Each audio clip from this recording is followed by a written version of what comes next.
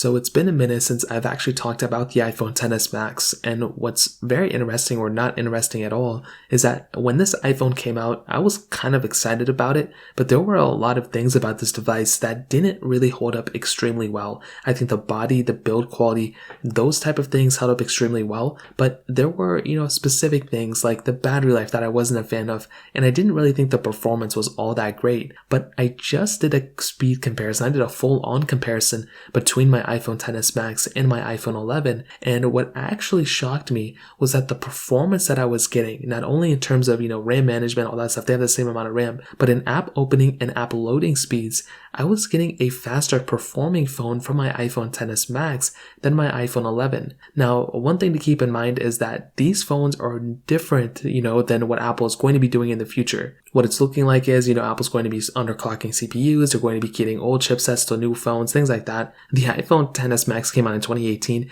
The iPhone 11 came out in 2019, before any of this stuff even started happening, even in a slight degree. So the iPhone 11 has the, full-on Apple A13 Bionic chip inside with 4 gigabytes of RAM, where the iPhone XS Max actually has that Apple A12 Bionic chip inside of it with 4 gigabytes of RAM as well. I was expecting the iPhone 11 to be doing, much better than the iPhone XS Max. It has a newer chipset, it's a newer phone, but also it has a lower resolution display, which means there's less pixels to push on the display as well. But the iPhone XS Max was actually beating this specific device, which is so crazy.